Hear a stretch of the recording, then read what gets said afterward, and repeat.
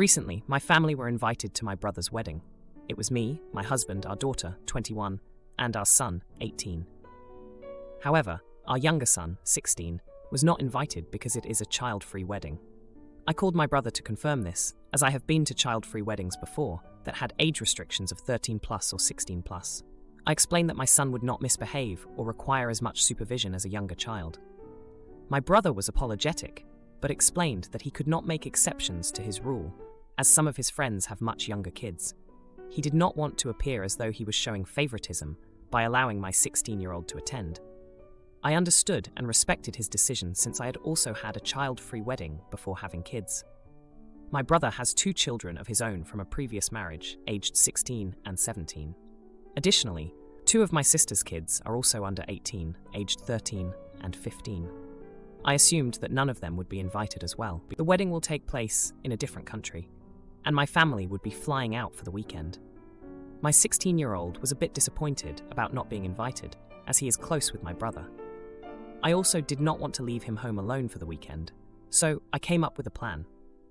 On the night of the wedding, he and his cousins could hang out in the hotel, use the pool, enjoy room service, and make a night of it. The following day, we could all explore the city together as a family, so my son wouldn't feel left out. When I shared this plan with my brother, he thought it was a great idea. However, when I told my sister, she was surprised and said that her kids had been invited. She was under the impression that it was a child-free wedding for 13-plus attendees. She had checked with my brother, who confirmed this and invited her 13-year-old niece. Both my sister and I called my brother again, and he admitted that my son was the only one under 18 in the immediate family who hadn't been invited. Despite our insistence, he refused to provide a reason for this exclusion. My sister and I have decided not to attend the wedding due to our frustration with my brother. My sister particularly loves my 16-year-old, which adds to her disappointment. Our mother is calling us both, and calling us childish for letting my brother down. My brother's soon-to-be wife is also furious with us. She claims that my brother is distraught and that my son was excluded for a good reason, but she refuses to explain further. Even my brother-in-law, my sister's husband, is upset and placing the blame on me for my sister not attending. I'm starting to feel guilty and regret that I didn't just let things be. But am I the jerk in this situation? Note, the text has been corrected for readability and clarity when spoken aloud. Some abbreviations have been expanded, such as year to year and yo to year old. Now for a few comments before the update. Comment 1. You're not the jerk for standing up for your son, but is there any indication of what the reason could be? Has your son behaved inappropriately with anyone in the family? Caused any kind of trouble? There has to be more to the story. If he sexually harassed another family member, for example, it would be more than reasonable for him to be excluded. The reason I lean toward thinking that your brother is the jerk is that not only is he not telling you the reason, he tried to give a transparent lie. The wedding is child-free, that would have been exposed as soon as you got there and seen your 13-year-old niece. That said, there's clearly something here that you aren't telling us. Edited to update judgment after the question was answered. Comment 2. You're not the jerk. Actions have consequences, and your brother better have a damn good reason to exclude your 16-year-old son when 13-year-old and 15-year-old kids of your sister are invited. I would also not attend his wedding. It's just insane what he did without providing any reason. What did they think? That you arrive, see your sister's kids, who both are younger than yours there, and then smile and wish him all the best. Now for the update. Hey Reddit. It's been a week since I last posted about my brother's wedding drama, and boy, do I have an update for you. Buckle up, because things got pretty heated. So, after my last post, things went from bad to worse. My mom kept calling, trying to guilt-trip me into going to the wedding and bringing my sister along. She said family should stick together no matter what. But I couldn't shake the feeling that something was off about my son being the only kid left out. Then, 2 days ago, my brother finally called. He sounded really upset and said he needed to talk to me in person. He flew out to see me the next day, which was a shock because we live a good distance apart. When he arrived, he looked like he hadn't slept in days. We sat down and he spilled everything. Turns out, his fiancée had a major issue with my son. Remember when I mentioned my son was close with my brother? Well, apparently, my brother's fiancée felt threatened by their bond. She thought my son was too influential over my brother and didn't want him at the wedding because she was afraid he'd talk my brother out of the marriage at the last minute. I was floored. My son is a sweet kid, and he'd never do something like that. But my brother's fiancée had convinced herself that my son was some sort of mastermind. My brother had been torn up about it, but went along with her wishes because he didn't want to start their marriage with a fight. After he told me all this, my brother broke down. He said he realized he'd made a huge mistake by not standing up for my son, and that he didn't want to marry someone who could be so cruel to a 16-year-old kid. He'd called off the wedding. I didn't know whether to hug him or scold him for not coming to me sooner, but seeing him so vulnerable, I just hugged him. We talked for hours, and I told him that he needed to do what was right for him, not what was easy. Meanwhile, my sister had been doing some detective work of her own. She'd talked to some of our other relatives and found out that my brother's fiancée had been spreading rumors about my son, saying he was a troublemaker. My sister was furious. She's always been protective of her nephews and nieces, and she wasn't about to let this slide. So she confronted the fiancé. It was a showdown for the ages. My sister called her out on all the lies, and the fiancé couldn't keep her story straight. She finally admitted she'd made it all up because she was jealous of how much my brother cared for my son. My brother-in-law, who had been blaming me for the whole mess, apologized after he heard the truth. He felt terrible for not believing us sooner. He and my sister are now on good terms with me again. As for my mom, she was shocked by the revelations. She apologized for pressuring us and said she was proud of us for standing our ground. She's been a rock for my brother as he deals with the fallout from the cancelled wedding. And my son? He's been a champ through all of this. When we told him what happened, he was more worried about my brother than himself. He said family is important, and he'd rather be excluded than see my brother marry someone who could be so manipulative. Now, we're all planning a family vacation together. My brother needs some time to heal, and we all need a break from the drama. We're going to that same country where the wedding was supposed to be, but this time it's going to be a fun trip. Just us, and no wedding stress. My brother's ex-fiancée has been trying to contact him, but he's not having any of it. He's realized that he deserves better, and he's focusing on mending his relationship with my son. Ex-husband left me for someone younger, and now he's dying of cancer. So kids beg me to let him move in, but I say no until he shows up with a letter of regret, and we strike a deal. My ex-husband and I had 3 children, 25-year-old female, 23-year-old female, and 22-year-old male. We separated 4 years ago after he said he was tired of seeing my old face every day and wanted to find someone younger.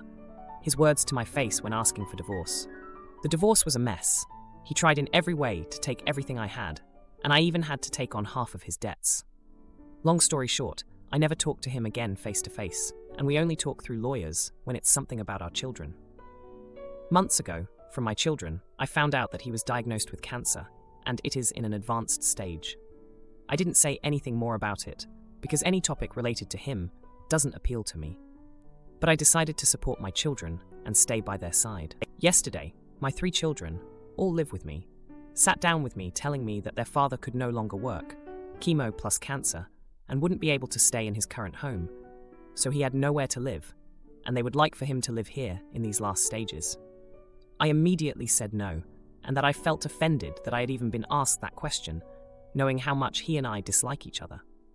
They started to argue, saying that our house was his last option, because his relatives couldn't, and they didn't want to leave their father without a home, and that I should think about them.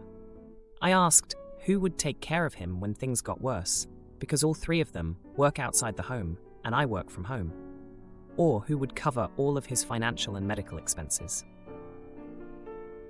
They didn't know how to answer, and that they would decide between the 3 of them to help their father and not be so burdensome for me, and that the 3 of them were willing to let their father live in our house. I said that, despite valuing their opinion on any other matter in the house, this matter is my decision alone, and it remains a no. They called me heartless, and don't think that they are just trying to give their father a place to live, not my ex-husband.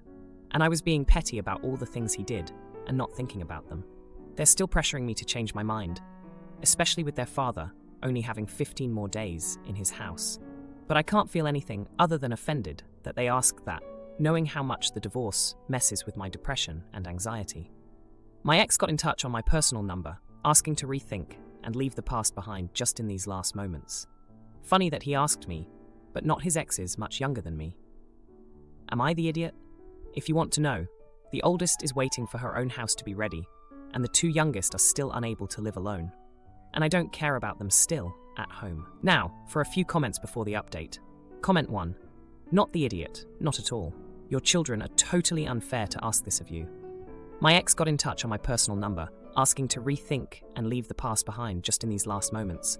Funny that he asked me, but not his ex is much younger than me. Probably because he's realized far too late that behind that old face is a good, decent person who's more beautiful than his exes will ever be. His bad. His regret to carry. Stand firm on no being a complete sentence. All the very best to you. Comment 2. Tell him he can ask his much younger and cuter exes. After all, you wouldn't want to bother him with your old face every day, not the idiot. And do your kids know how he treated you? I understand not getting involved with my parents' grievances, but as a child in that situation, I would never consider even asking my mother to care for my father if I knew how he treated her. ETA, this would be my hill to die on. Now, for the update. Hey everyone, it's been a chaotic couple of weeks since my last post, and I've got to say, a lot has happened. I never expected to be back with an update, but here we are. After I last posted, things at home got pretty tense. My kids were still pushing for their dad to move in, and I was standing my ground. It was a tough spot to be in, feeling like I was being pulled in a direction I didn't want to go. But then, something happened that I didn't see coming. My ex-husband, the same man who had been so cruel during our divorce, showed up at our doorstep. He was thinner, paler, and looked like he had aged a decade since I last saw him. He didn't come to argue or to plead his case. Instead, he came to apologize. He told me he was sorry for the pain he caused, for the harsh words and the mess of a divorce. He said he realized too late that his pursuit of something better had cost him the most important things in his life. I didn't know what to say. Part of me wanted to slam the door in his face, but another part, the part that remembered the good times before everything went sour, felt a pang of sympathy. The kids were at work, and it was just the two of us, standing awkwardly in the hallway. He didn't ask to come in, he just handed me a letter and left. In the letter, he poured out his regrets and his fears. He didn't make excuses for his behavior, but he explained how his illness had given him a lot of time to think about his life and the people he hurt. I won't lie, reading that letter was tough. It brought back a lot of memories, both good and bad. I spent the next few days in a daze, trying to process everything. My kids noticed the change in me, and we had another sit-down. This time, it was different. They shared their fears about losing their dad, and I shared the letter with them. We cried together, and for the first time in a long time, it felt like we were a family again, not just people living under the same roof. We made a decision together. We would let their dad move in, but it would be on our terms. We set boundaries and made it clear that this was about giving him comfort in his final days, not about rekindling any old flames. The day he moved in was surreal. The kids helped him settle into the guest room, and I busied myself with work to keep my mind off things. But as the days passed, something unexpected happened. We found a rhythm, a way to coexist peacefully.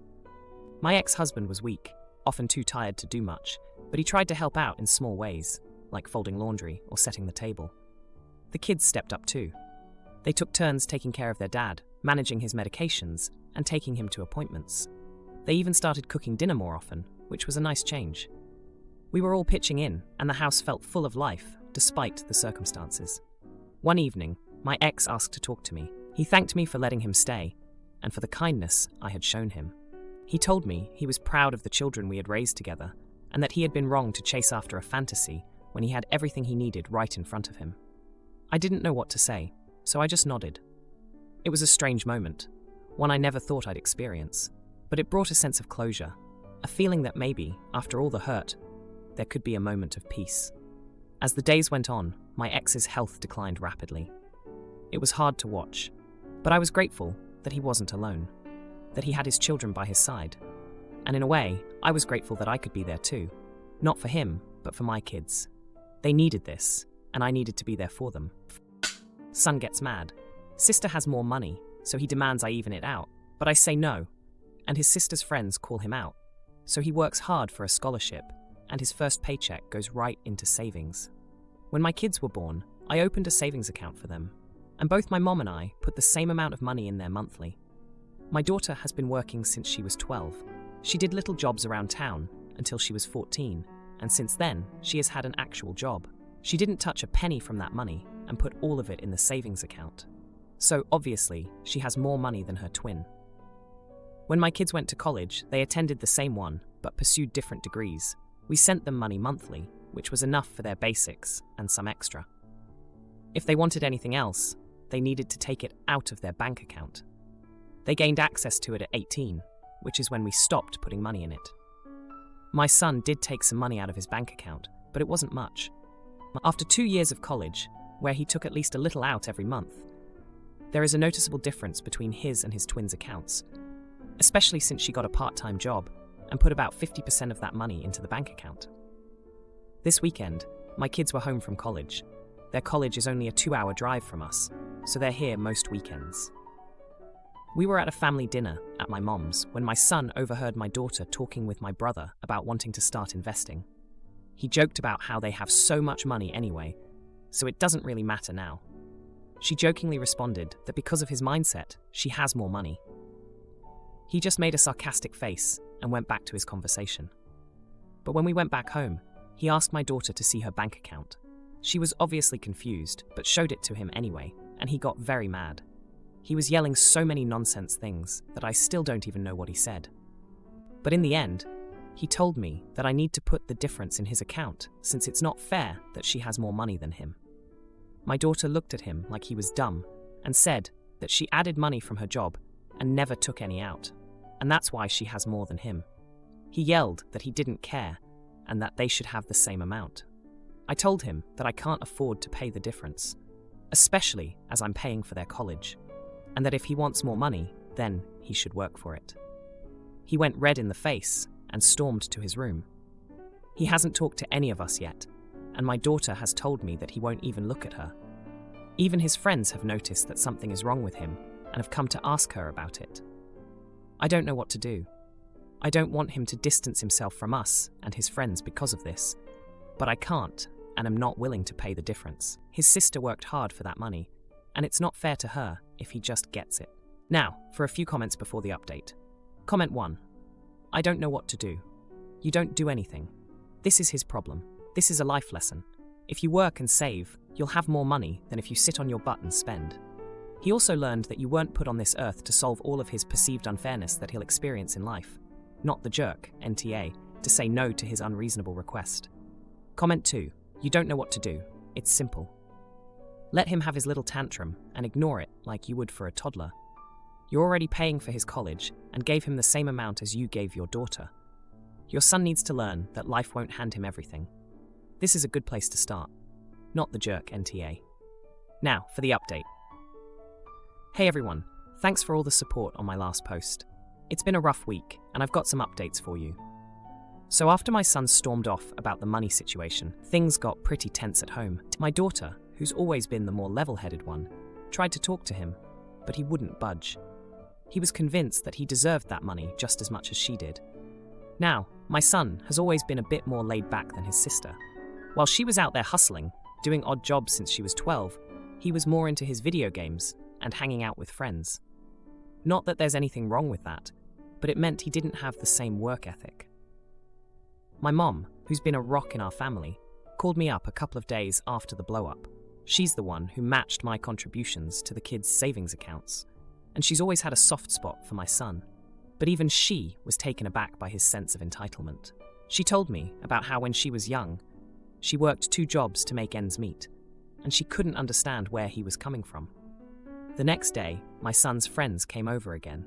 They'd been asking my daughter what was up, and she finally spilled the beans. They couldn't believe it. These guys, who've been his buddies since middle school, were shocked at how he was acting. They'd always known him as the chill, funny guy, not someone who'd throw a fit over money. One of his friends, Jake, who's been like a brother to him, pulled him aside for a heart-to-heart. Jake's family had it tough growing up, and he worked part-time jobs throughout high school to help out at home. He told my son straight up that he was out of line and that he should be proud of his sister, not jealous. Meanwhile, my daughter was dealing with her own stuff. She'd been saving up to start investing, like she mentioned at the family dinner. She'd been researching stocks, talking to advisors, really getting into it. She was making plans for her future, and this whole argument was just a distraction. A few days later, my son finally came out of his room and joined us for dinner. It was awkward, but at least he was talking. He apologized to his sister, which was a big step, but he still seemed a bit resentful, and I could tell this wasn't over. Then, the most jaw-dropping moment happened. My son got a call from his university. Turns out, he'd been selected for a scholarship he'd applied for months ago and had forgotten about. It was a decent amount of money, enough to cover a good chunk of his tuition for the next semester. You could see the realization hit him. All this time, he'd been so focused on what his sister had that he didn't see his own opportunities. He started to understand that he could make his own way, just like she did. The atmosphere at home started to improve after that. My son even started looking for a part-time job, something he'd never considered before. He wanted to make his own money, to build his own savings. As for my daughter, she made her first investment. She was nervous but excited. She'd worked hard for this, and it was finally happening. And then, justice was served in the most subtle way. My son landed a job at the local bookstore, a place he loved because he's always been a big reader. His first paycheck came in, and instead of blowing it on something frivolous, he opened up his banking app and transferred it straight into his savings account. He looked up at me with a sheepish grin and said, "Guess I'm starting to think about the future too, huh?" If you like this video, you'll probably like these too. Also, while you're here, please consider subscribing. It's your support that keeps this channel alive and allows me to make better and longer videos. Have a great day.